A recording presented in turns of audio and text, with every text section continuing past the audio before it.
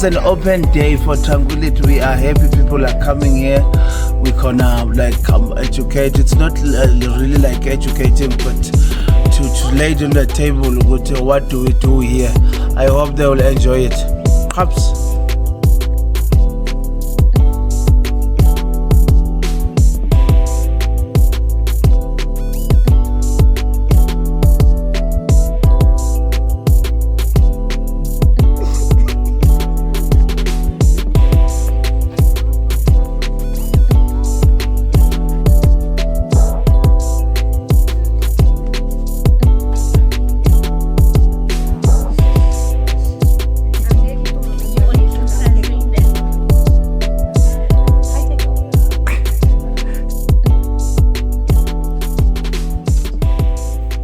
Good afternoon, everyone.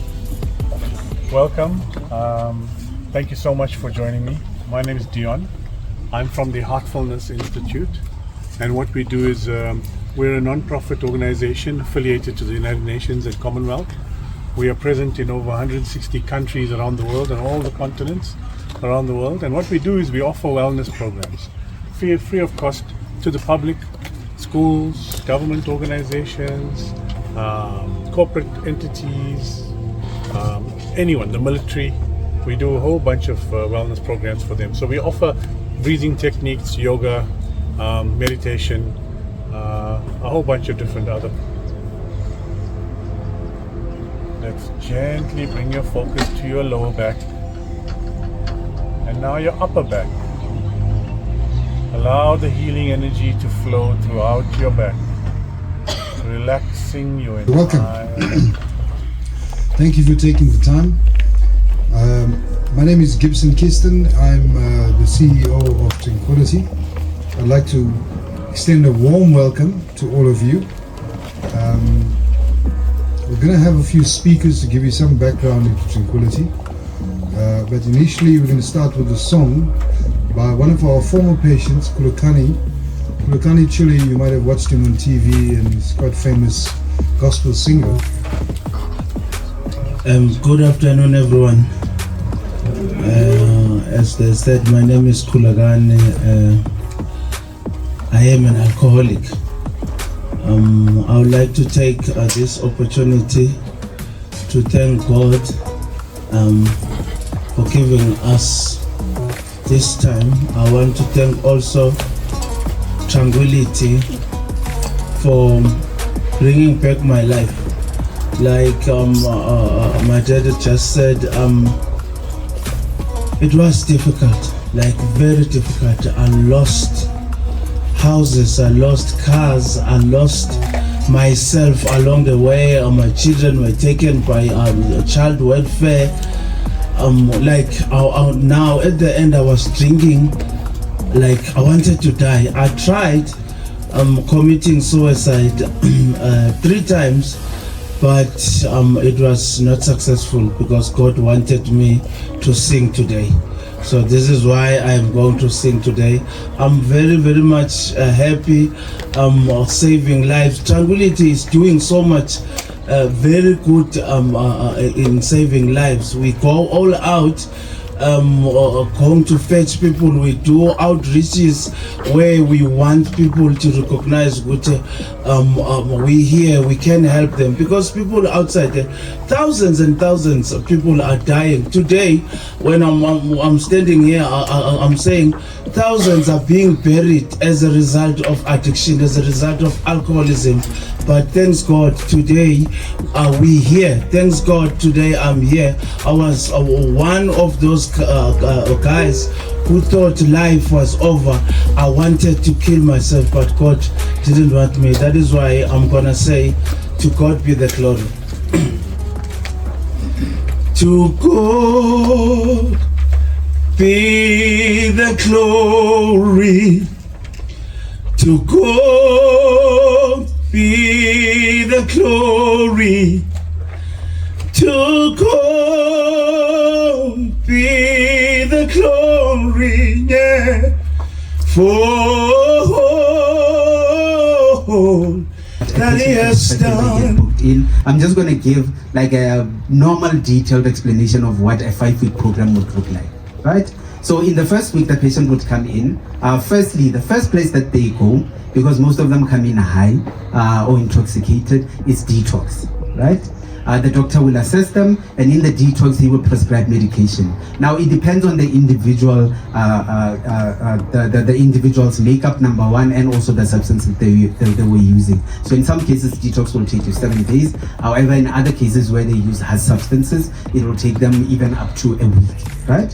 After they've done the medical detox, and once they're stable, then they start the initial assessment process. A social worker will sit with them and then just take a brief history of the presenting problem. The presenting problem is basically what brought them to us, right? And then from that, we start then planning a treatment program around that, right? And then we're not done yet with the initial assessment. We also take them through what's called a biopsychosocial assessment. So it's similar to the initial assessment, but with the biopsychosocial, you get more into detail in the person's history.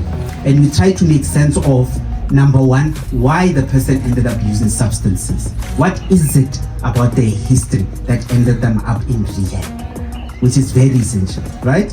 Once you go through that initial assessment phase and we have an idea of who this person is, only then can we start actual treatment.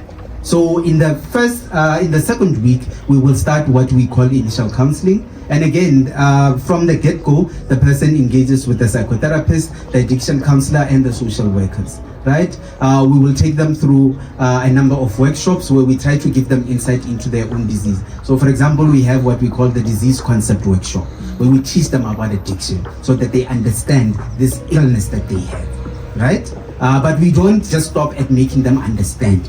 We also provide them with tools in terms of, now that you understand the illness, what can you do? So what is the solution to this illness, right? And they learn that throughout the process. And then we also have a very, very important phase in our treatment. It normally occurs around the 3rd to 2nd week, depending on the progress of the patient, where we now start dealing with the underlying issues. Now, we must know that when a person ends up using substances, right, there's an underlying issue or the root of the problem, right?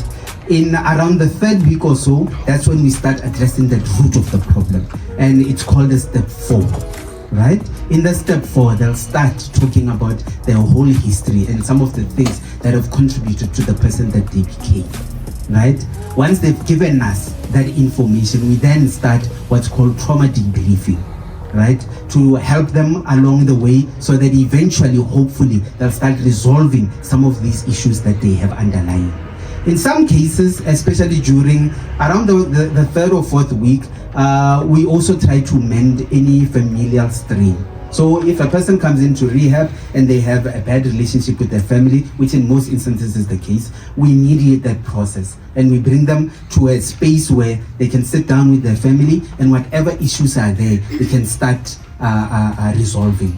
We start it while the patient is in here, and we work with them plus the family throughout their stay, so that eventually when they get discharged, that family connection is reestablished, right?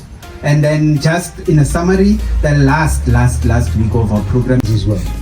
So in terms of, it's also medical illness and mental health. I've got Dr. Jay Makan, who's with us at Tranquility. Dr. Makan is a psychiatrist, okay? He will share a bit on the medical and mental health aspects briefly. Thank you. Dr. Makan. Afternoon, everyone.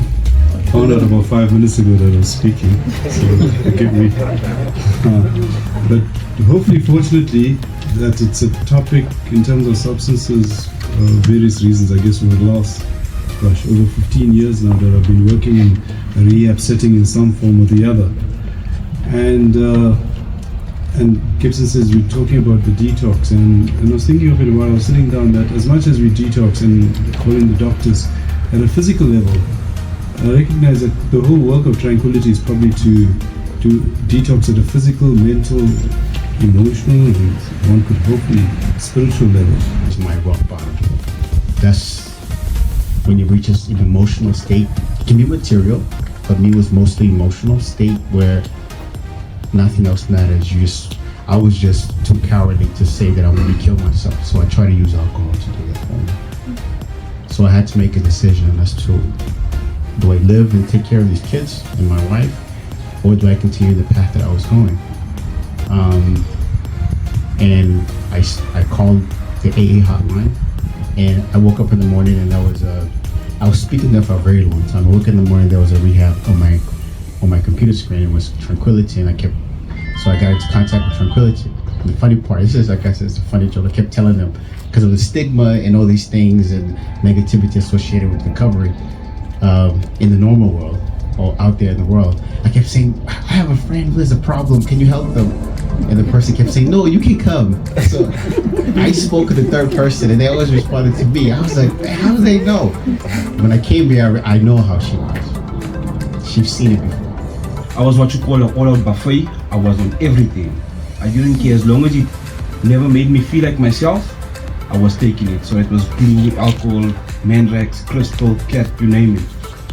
And honestly, I thank God that I came into Tranquility, because the guy sitting behind me, Bento, I came on Tranquility on the 24th of November 2020, and I think he celebrated his 1 year clean and sober. And for some reason, the shit that he said, it stuck to me, you know. And I said, you know what, one day I'm going to be sitting next to this guy and I'm going to be sharing. And 3 years later, I think or 3 or 4 times I've been sitting next to this guy, and we've been sharing, you know what I'm saying?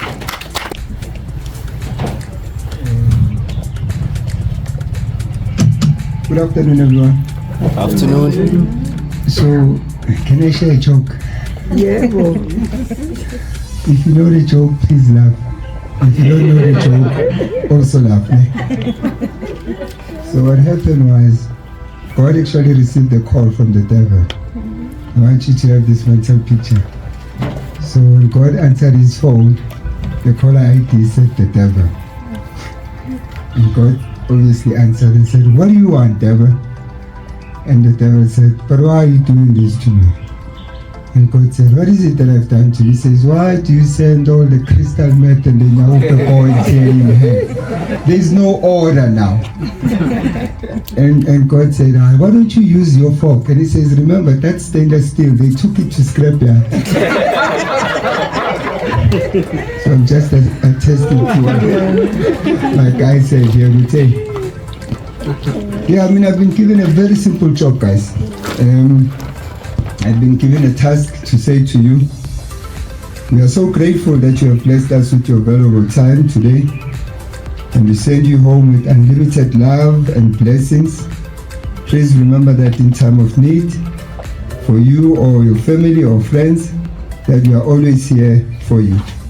So I want you to know, with as Tranquility, we have made love for you, and we are willing to assist wherever we can. My name is Manda, and I'm also recovering addict. Thank you very much. Thank you. Thank you.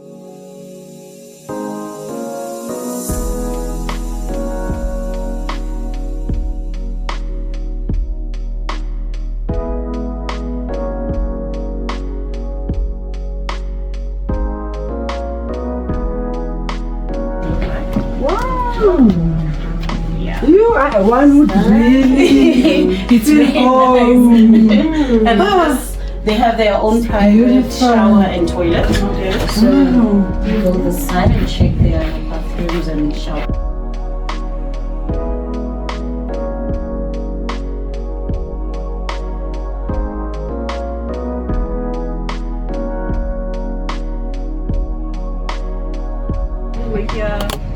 God, like 8 years ago, and they're still very close friends till today, because nobody's gonna understand what they went through more than somebody that was going through it at the same time as them.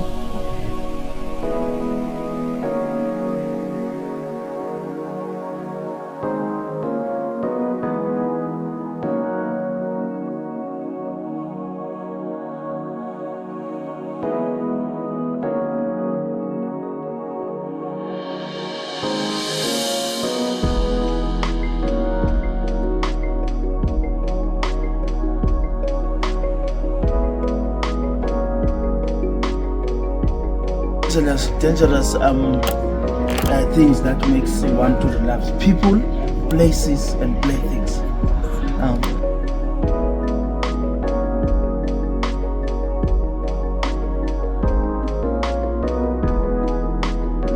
Up in the DC.